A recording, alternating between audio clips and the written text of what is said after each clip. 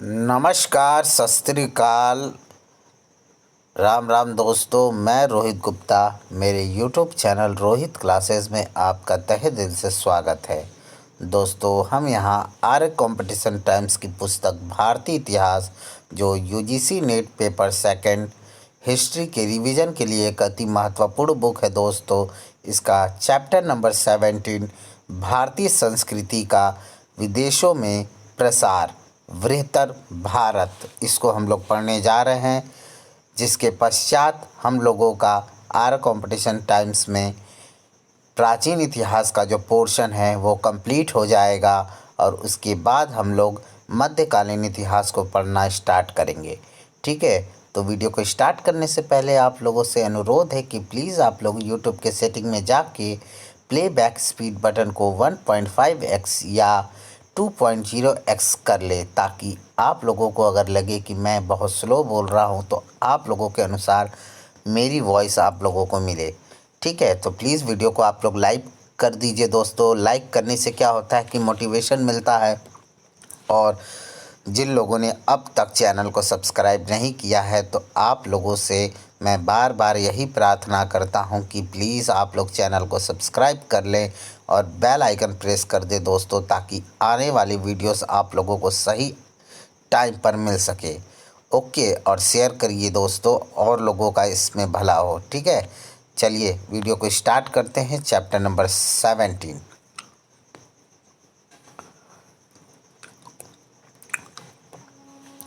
चलिए, सर्वप्रथम मत्स्य पुराण में बृहत्तर भारत की अवधारणा मिलती है, जिसमें भारतवर्ष के साथ दक्षिण पूर्वी एशिया के 8 द्वीपों को शामिल किया है।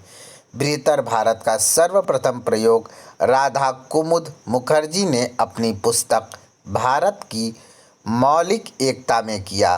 वे क्षेत्र जहां भारतीय संस्कृति का प्रचार प्रसार, व्यापार, धर्म प्रचार एवं भारतीय मूल के लोगों द्वारा साम्राज्य स्थापना से हुआ, उसे बृहत्तर भारत कहा जाता है। इसमें सर्वाधिक योगदान व्यापार का था। ठीक है, आगे अग्नि पुराण में भारत को जम्बू द्वीप कहा जा गया है। याद रखिएगा, भारत का एक नाम जम्बू द्वीप भी है। ठीक है, आगे फायान ने लिखा कि काबुल से अन्नाम यानी चंपा तक समूचे क्षेत्र को सिंधु यानी देवताओं का देश कहा जाता था। अग्नि पुराण के अनुसार समुद्र पार के भारतीय प्रदेशों को द्वीपांतर कहा जाता था। समुद्रगुप्त की प्रयाग प्रशस्ति में सर्वद्वीपा सिभी शब्द का उल्लेख मिलता है, जिससे आशय दक्षिण पूर्वी एशिया के देशों से है। गुप्त काल में बृहत्तर भारत की अवधारणा पूर्ण हुई थी। ठीक है, अशोक ने जीता था और जो है संपूर्ण भारत हुआ था। चलिए आगे देखते हैं। बौद्ध धर्म के व्याकरणाचार्य चंद्र गोमिन के प्रभाव से शैलेंद्र वंशीय शासक बौद्ध बने। मध्य एशिया एवं चीन भारत एवं ईरान के मध्य स्थित प्रदेश को मध्य एशिया अथवा चीनी तुर्किस्तान कहा जाता है। इसके अंतर्गत कासगर, यारकंद, खोतान, सानसान, तुर्फान, कूची, करसहर, अग्निदेश आदि राज्य शामिल थे। बौद्ध धर्म के माध्यम से भारतीय लिपि तथा भाषा का मध्य एशिया में प्रवेश हुआ। पहला खोतान, और ये देखते हैं। बौद्ध परंपरा के अनुसार अशोक के पुत्र कुणाल यानी कुस्तन ने खोतान में हिंदू राज्य की स्थापना की। कुणाल का पौत्र विजित संभव था। इसके पश्चात खोतान के सभी राजाओं के नामों का प्रारंभ विजित से ही मिलता है। विजित संवत के समय में वैरोचन नामक आचार्य ने खोतान में बौद्ध धर्म का प्रचार किया। फायान ने खोतान का वर्णन किया है। गोमती विहार खोतान में महायान गोमती विहार खोतान में महायान बौद्ध शिक्षा का प्रमुख केंद्र था। गोमती विहार विश्व का सबसे बड़ा बौद्ध मठ माना जाता है। फायान के अनुसार प्रत्येक नागरिक अपने घर के सामने एक छोटा पगोड़ा बनाता था। खोतान में खरोष्टी लिपि में धम्मपद उदान वर्ग तथा सधर्म पुंडरिक नामक ग्रंथों की पांडुलिपि मिली है। 5वीं सदी में धर्मक्षेम नामक बौद्ध भिक्षु महापरिनिर्वाण सूत्र की पांडुलिपि की खोज में चीन से खोतान गया था। आगे हमारा दूसरा है कूची। कूची भी बौद्ध सभ्यता का केंद्र था। पुराणों में इसे कुश द्वीप कहा गया है। यहाँ के राजा स्वर्णपुष्प, हरिपुष्प, हरदेव, सुवर्णदेव आदि हुए। भारतीय विद्वान कुमारायन अपनी प्रतिभा के बल पर कूची के राजा का गुरु बन गया। कुमारायन ने जीवा नामक कन्या से विवाह किया। इन दोनों से कुमारजीव 343 से 414 ईस्वी तक था उत्पन्न हुआ। कुमारजीव ने कश्मीर में बंधुदत्त से बौद्ध धर्म के सार्वस्तिवादी मत की शिक्षा ग्रहण की। आगे कुमारजीव पहला व्यक्ति था जिसने चीनी भाषा में महायान दर्शन की व्याख्या की है।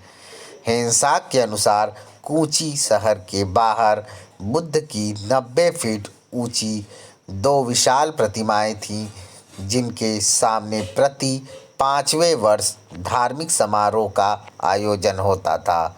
तीसरा है हमारा बामियान।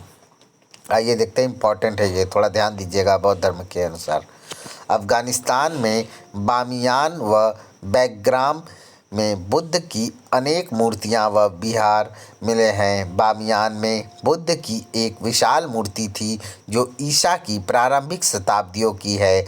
दुर्भाग्यवश 2001 में अफगानिस्तान के तालिबान शासकों ने इसे तोड़कर नष्ट कर दिया। अफगानिस्तान को श्वेत भारत भी कहा जाता था। आगे कासगर, सैल देश एवं तुर्फान। फाहियान जब कासगर पहुंचा तो यहाँ पंचवर्षीय बौद्ध महोत्सव मनाया जा रहा था। यह कनिष्क साम्राज्य का महत्वपूर्ण भाग था। तुर्फान में भी 5वीं सदी में बौद्ध धर्म का प्रसार हो चुका था। यहाँ से खुदाई में बौद्ध विहार स्तूप आदि मिले हैं। ठीक है, आगे देखते हैं दोस्तों। आगे है 8वीं सदी में इस्लाम के प्रसार के बाद यहाँ भारतीय संस्कृति तेजी से विलुप्त हुई। तुर्फान के राजा चाऊ ने 5वीं सदी में मैत्रेय का मंदिर बनवाया। तुर्फान में अश्वघोष द्वारा रचित सारिपुत्र प्रकरण नामक नाटक का अंतिम अध्याय एक भोजपत्र पर प्राप्त हुआ है। आगे 5वां नंबर तिब्बत। 8वीं शताब्दी में तिब्बत में सन गेम्पो नामक शक्तिशाली राजा हुआ, जिसने मध्य एशिया पर आक्रमण कर अधिकार स्थापित किया। राजा सन गेम्पो ने 8वीं सदी में नालंदा से शांत रक्षित एवं औदंतपुरी से पद्मसंभव को तिब्बत में आमंत्रित किया। शांत रक्षित को तिब्बत का प्रधान धर्माधिकारी एवं महापुरोहित नियुक्त किया गया। आगे पद्मसंवत ने तिब्बत में बौद्ध धर्म की ब्रजयान शाखा को लोकप्रिय बनाया। पद्मसंभव को तिब्बत में द्वितीय बुद्ध या रिनपोचे कहा जाता है। मगध से कमलशील को बौद्ध धर्म के प्रचार के लिए तिब्बत आमंत्रित किया। कमलशील को भी तिब्बत में दूसरा बुद्ध कहा जाता है। आगे 11वीं शताब्दी में पाल वंश के समय विक्रमशिला विश्वविद्यालय से दीपंकर श्री ज्ञान नामक बौद्ध विद्वान तिब्बत गए। दीपंकर को अतिशा भी कहा जाता है। दीपंकर ने तिब्बत में बौद्ध धर्म को लोकप्रिय बनाया। वैरोचन नामक भिक्षु ने भी बौद्ध धर्म का तिब्बत में प्रचार किया है। आगे नंबर 6 दोस्तों,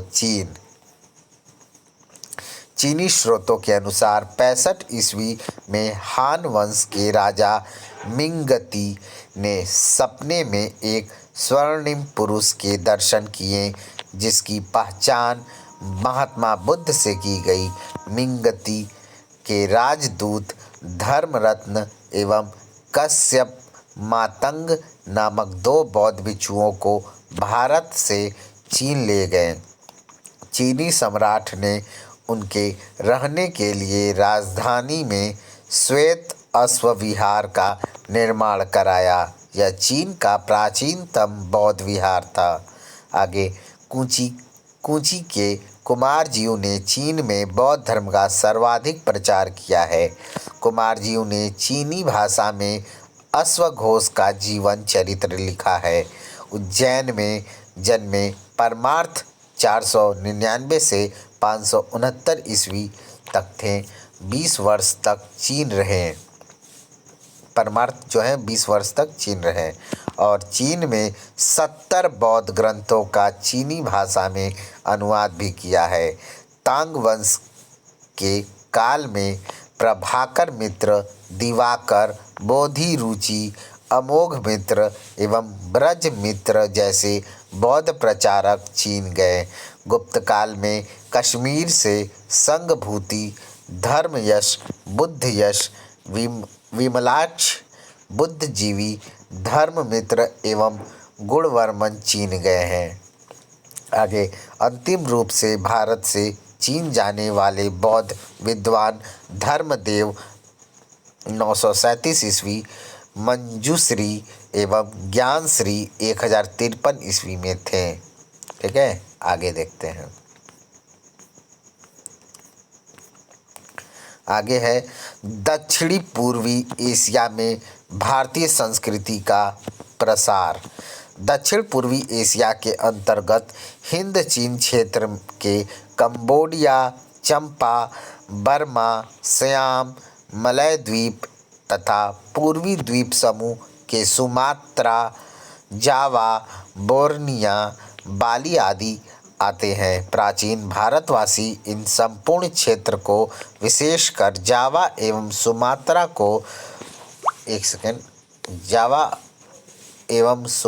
को स्वर्ण भूमि एवं स्वर्ण द्वीप के नाम से जानते थे। आगे सुमात्रा, जावा, बोर्नियो एवं बाली वर्तमान इंडोनेशिया में है। ठीक है, एक नंबर इसमें ए नंबर है दोस्तों। पूर्वी द्वीप समूह देखते हैं। इसमें पहला है जावा, जिसे हम यव द्वीप भी कहते हैं। ठीक है, जावा में 65 ईसा पूर्व भारतीयों ने अपने उपनिवेश स्थापित कर लिए थे। फाहियान के अनुसार जावा में 5वीं सदी तक हिंदू धर्म फैल चुका था। 5वीं सदी में जावा में गुणवर्मा के नेतृत्व में बौद्ध धर्म का प्रसार हुआ है। 15वीं सदी में कुबल खान के आक्रमण के बाद यहाँ इस्लाम का प्रसार हुआ। ठीक है, आगे फाहियान के अनुसार जावा में केवल ब्राह्मण धर्मावलंबी रहते थे तथा राजाओं के नाम वर्मन से समाप्त होते थे। शिव जावा के सर्वोच्च देवता थे। जावा से प्राप्त संस्कृत अभिलेखों में राजा पूर्ण वर्मा 6ठी सदी का उल्लेख हुआ है। जावा में कलसन मंदिर राजा पर्णकर्ण ने 778 ईस्वी में बनाया। आगे जावा, सुमात्रा एवं मलाया को मिलाकर बने श्री विजय साम्राज्य पर 8वीं सदी में शैलेंद्र राजवंश का नियंत्रण हो गया। नोट में देखते हैं, श्री विजय साम्राज्य 4वीं सदी में सुमात्रा में स्थापित हुआ था। जावा इंडोनेशिया के बोरोबुदुर में सबसे विशाल बौद्ध मंदिर है। यह 8वीं शताब्दी में जावा के शैलेंद्र शासकों ने बनवाया था। आगे देखते हैं, मत है आरसी मजूमदार ने बोरोबुदुर स्तूप को संसार का 8वां महान आश्चर्य माना है। ठीक है, 7 अजूबों में एक 8वां अजूबा जो है ये बोरोबुदुर की स्तूप है। ठीक है, आगे देखते हैं। बोरोबुदुर स्तूप का निर्माण शैलेंद्र राजा भूमि संभार एवं समरतुंग के संरक्षण में 750 से 850 ईस्वी के मध्य हुआ। इसकी खोज जो है 885 ईस्वी में सर टॉमस रैफलेन ने की थी। सर टॉमस रैफलेन ने की थी इसकी खोज। ठीक है, आगे। बंगाल का एक बौद्ध कुमार घोष शैलेंद्र का गुरु था, जिसके आदेश पर शैलेंद्र राजा द्वारा तारा का मुहर मंदिर, श्री विजय या सुमात्रा और जावा का बोरोबुदुर मंदिर बनवाया गया। ठीक है, आगे। शैलेंद्र शासक महायान बौद्ध धर्म के अनुयायी थे। आगे, श्री विजय का वर्तमान नाम पेलबंग है। जावा की राजकुमारी रारा या लोरो जोंगरंग की स्मृति में दुर्गा या चंडी के 1000 मंदिर एक रात में बनाए गए, जिन्हें सेवु मंदिर कहा जाता है। प्रम्बनन में ब्रह्मा, विष्णु एवं शिव के तीनों के 8 मंदिर त्रिमूर्ति मंदिर प्रसिद्ध हैं। प्रम्बनन मंदिर समूह इंडोनेशिया के सबसे विशाल हिंदू मंदिर तथा दक्षिण पूर्व एशिया के दूसरे सबसे बड़े मंदिर हैं। प्रम्बनन में सैकड़ों अन्य छोटे मंदिर हैं। आगे, पंतरन वर्ग के मंदिर भी पूर्वी जावा से मिले हैं। आगे, प्रम्बनन एवं पंतरन दोनों मंदिर समूहों से रामायण के दृश्य प्राप्त होते हैं। आगे, जोगजकार्ता के 14वीं सदी के शिव मंदिर से भी रामायण के दृश्य मिले हैं। 13वीं सदी में पूर्वी जावानी राज्य के कडीरी तथा सिंहसारी राजवंश तथा 14वीं सदी में मजपाहित साम्राज्य के उदय से श्री विजय साम्राज्य समाप्त हो गया। जावा के बौद्ध अभिलेखों में नागरी लिपि का प्रयोग होता था। जावा में महाभारत के कथानक पर आधारित अनेक ग्रंथों की रचना हुई। ये है अर्जुन विवाह, भारत युद्ध, कालिदास के रघुवंश के आधार पर सुमन शांतक तथा कुमार संभव के आधार पर समर दहन की रचना हुई है। व्यंग जावा के छाया नाटक, जिसका कथानक रामायण एवं महाभारत से लिया गया है, व्यंग कहलाते हैं। ठीक है, भारत में कहावत थी कि जावा जाने वाले वापस नहीं आते। आगे सुमात्रा देखते हैं दोस्तों। इंडोनेशिया के सुमात्रा को प्राचीन काल में स्वर्ण द्वीप के नाम से जाना जाता था। इसका प्रसिद्ध नाम श्री विजय था। यहाँ 4वीं से 7वीं सदी तक श्री विजय साम्राज्य था। राजेंद्र चोल का भी यहाँ प्रभुत्व था। 7वीं सदी में सुमात्रा में जयनाग नामक बौद्ध का शासन था। ठीक है, जयनाग नामक बौद्ध का शासन था। आगे, इत्सिंग ने 7वीं सदी में सुमात्रा की यात्रा की तथा श्री विजय को बौद्ध अनुशीलन का केंद्र बनाया। आगे है तीसरा नंबर बाली। इंडोनेशिया के बाली द्वीप में चौथी सदी में हिंदू राज्य की स्थापना हुई। आज भी यहाँ हिंदू संस्कृति है, हिंदू एवं बौद्ध धर्म का प्रभाव है। यहाँ के प्रमुख मंदिर हैं, पहला बैसाख मंदिर, दूसरा उलुवाटू मंदिर, तीसरा तनाहलोट मंदिर, चौथा सरस्वती मंदिर। बाली का राजवंश कौंडिन्य कुल से संबंधित था। चौथा नंबर बोर्नियो देखते हैं दोस्तों। चौथी सदी में इंडोनेशिया के बोर्नियो यानी बकलपुर में भी हिंदू राज्य था। मूलवर्मा यहाँ का शासक था। मूलवर्मा ने बाहुश्वर्ण कम यज्ञ किया है। बोर्नियो से महकम नदी तट से संस्कृत के 4 अभिलेख मिले हैं, प्राप्त हुए हैं। आगे देखते हैं बी नंबर दोस्तों, हिंद चीन देखते हैं। इसमें 5वां है कंबोडिया। ठीक है, एक देश है कंबोडिया, बहुत फेमस देश है। देखिएगा, हिंदू का सबसे प्राचीन और सबसे बड़ा मंदिर भी है, यहीं पे है। चलिए आगे देखते हैं। कंबोडिया, कंबोज भी कहा जाता है।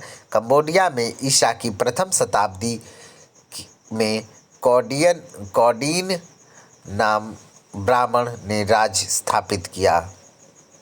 कौंडिन्य नामक ब्राह्मण ने राज्य स्थापित किया। कौंडिन्य ने नागी जाति की कन्या शोभा से विवाह किया। कौंडिन्य को बृहत्तर भारत में हिंदू राजवंशों का संस्थापक माना जाता है। चीनी साहित्य में कंबोडिया को फूनान कहा गया है। 6ठी शताब्दी के बाद कंबोडिया पर शैलेंद्र राजाओं का अधिकार हो गया। प्रारंभ में कंबोडिया के राजा शैलराज या श्री शैल कहलाते थे। जयवर्मा द्वितीय ने कंबोडिया को शैलेंद्र साम्राज्य से मुक्त कराया। जयवर्मा द्वितीय ने कंबुज राजेंद्र उपाधि धारण की। जयवर्मा द्वितीय को खमेर राज्य का संस्थापक माना जाता है। आगे, जयवर्मा द्वितीय ने कंबोडिया में देवराज संप्रदाय की स्थापना की है। 9वीं शताब्दी के प्रारंभ में जयवर्मा के वंशों के काल में कंबोडिया में संस्कृत भाषा, दर्शन, साहित्य, गणित, ज्योतिष आदि का प्रसार हुआ है। जयवर्मा तृतीय, जिसे हम यशोवर्मन भी कहते थे, की तुलना पाणिनि से की जाती है। उसने पतंजलि के महाभाष्य पर टीका लिखा है। कंबोडिया में राजा सूर्यवर्मा द्वितीय 1113 से 1145 ईस्वी तक शासन किया था। सूर्यवर्मा द्वितीय ने अंकोर वाट का विष्णु मंदिर बनवाया है। देखिए दोस्तों, ये लाइन बहुत ही इम्पॉर्टेंट और मोस्ट इम्पॉर्टेंट लाइन है कि अंकोर वाट का मंदिर किसने बनवाया है और वह किस देवता से संबंधित है। तो सूर्यवर्मा द्वितीय जो है वो अंकोर वाट का विष्णु मंदिर बनवाए थे। ठीक है, कंबोडिया में बहुत बड़ा मंदिर है दोस्तों। आप लोग गूगल पे जाकर इसके पिक्चर्स को देखिएगा और इसके डायमीटर को देखिएगा, मतलब ये कितना इसका क्षेत्रफल है, मतलब मंदिर जो है कितनी ऊंचाई में है और एरिया कितना बड़ा है। हालांकि अब ये उस स्थिति में नहीं है, फिर भी आप लोग देखिएगा ज़रूर। ठीक है, आगे देखते हैं। अंकोर वाट मंदिर 1125 ईस्वी में बना। अंकोर वाट मंदिर खमेर एवं चोल वास्तु शैली का मिश्रण है। अंकोर वाट मंदिर मेकांग नदी के किनारे है तथा विश्व का सबसे बड़ा हिंदू मंदिर है। ठीक है, आगे देखते हैं। जयवर्मा सप्तम, सूर्यवर्मा सप्तम एक ही है। 1181 से 1218 ईस्वी ने अंगकोरथोम नामक एक और वैष्णव मंदिर बनवाया। यहाँ कई नगरों के नाम भारतीय नगरों के समान थे, जैसे ताम्रपुर, आर्यपुर, विक्रमपुर। यहाँ मंदिरों में भारतीय देवी देवताओं शिव, विष्णु, सरस्वती, लक्ष्मी, गणेश, ब्रह्मा आदि की उपासना प्रचलित थी। आगे देखते हैं।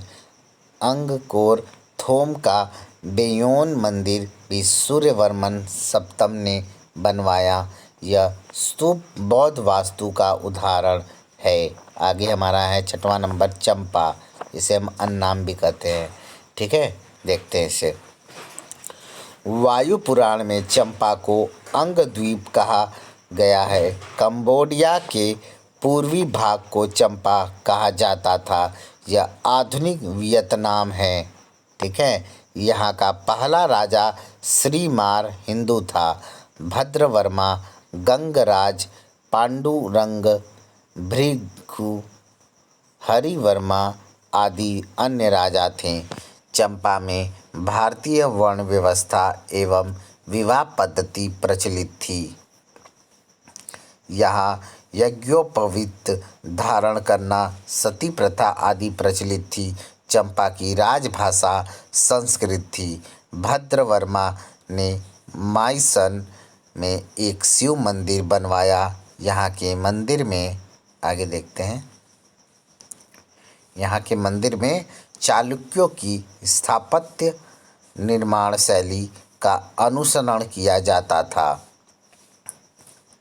चंपा में बाद में बौद्ध धर्म का प्रचार हुआ। चंपा से शेष साई विष्णु प्रतिमा प्राप्त हुई है। ठीक है, आगे पोननगर का शिव मंदिर एवं डांग ड्यूआंग के बौद्ध मंदिर प्रसिद्ध है।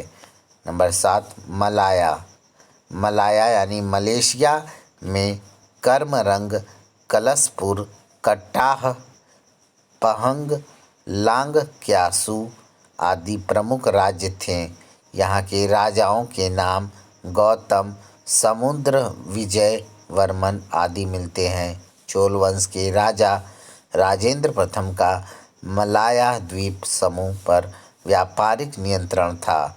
पाटलिपुत्र के राजकुमार मरोड़ ने मलाया में लंका सुक नामक उपनिवेश स्थापित किया है। आगे पेराक नगर से महिषासुर मर्दिनी की मूर्ति मिली है, यानी दुर्गा माता की, तथा पेराक के शालीनशीर्ण नामक स्थान से गरुड़ पर सवार विष्णु की मूर्ति मिली है। भारत से महानाविक बुद्धगुप्त नामक बौद्ध भिक्षु मलाया में धर्म प्रचार हेतु गया था। ठीक है दोस्तों, इस लाइन से हमें मतलब इसके ऊपर वाले लाइन से मुझे एक क्वेश्चन याद आया कि कौन से देश का जो वायु जैसे होता है ना, एयर इंडिया है भारत का, उसी प्रकार से कौन से देश का जो वायुयान है उसका जो है सिंबल या नाम जो है वो गरुड़ से है। प्लीज़ कमेंट बॉक्स में आप लोग ज़रूर ये इसका आंसर दीजिएगा। ठीक है, इम्पोर्टेंट है। ठीक, अगर नहीं आता है तो उसके लिए भी आप लोग कमेंट करिएगा कि नहीं आ रहा है सर, प्लीज़ बता दीजिए, तो मैं ज़रूर बताऊंगा। ठीक, चलिए आगे। मलाया में प्रमुख व्यापारिक स्थल तक्कोल था। और एक बात मैं आप लोगों को हिंट भी दे देता हूँ कि वह पूरी तरीके से मतलब पूर्ण रूप से मुस्लिम राष्ट्र है। ठीक है, उसे पूर्ण रूप से मुस्लिम राष्ट्र का दर्जा भी दिया गया है। उसके वायुयान जो हैं वहाँ के, उनका जो है सिंबल या नाम जो है वो गरुड़ से है। ठीक, आगे देखते हैं 8वां पॉइंट, सियाम यानी थाईलैंड। ठीक है, सियाम जो था प्राचीन नाम, वर्तमान में थाईलैंड है। ठीक है, चलिए देखते हैं। दूसरी से 13वीं सदी तक यहाँ भारतीय प्रभाव था। यहाँ हिंदू धर्म एवं महायान बौद्ध धर्म का प्रभाव रहा है। द्वारावती, विदेह, अयोध्या, कौसंबी जैसे भारतीय नामों वाले राज्य यहाँ स्थापित हुए हैं। ठीक है, आगे दोस्तों थाईलैंड से याद आया है एक चीज़ और। करंट में ही मैंने एक जगह पढ़ा था कि शायद सुना था कि थाईलैंड में वीज़ा फ्री कर दिया गया है भारतीयों के लिए। ठीक है, आप लोग टिकट लगाकर घूम सकते हैं, पासपोर्ट होना ज़रूरी है। ठीक, चलिए आगे देखते हैं। Number 9 Burma Myanmar. बर्मा में अराकान, पीगू, ता तागोंग तागोंग, श्री क्षेत्र, यातोंग आदि में हिंदू जीवन शैली विकसित थी। बर्मा के कई लेख संस्कृत एवं पाली भाषा में हैं। ठीक है, आगे पाली भाषा में है। आगे है बर्मा का बागन नामक स्थान पर स्थित आनंद मंदिर बौद्ध मंदिर भारतीय शिल्पकारों द्वारा निर्मित है। आनंद मंदिर का निर्माण 1105 ईस्वी में कयान सीथा श्री भुवनादित्य भी कहते हैं कयान सीता को ने किया है।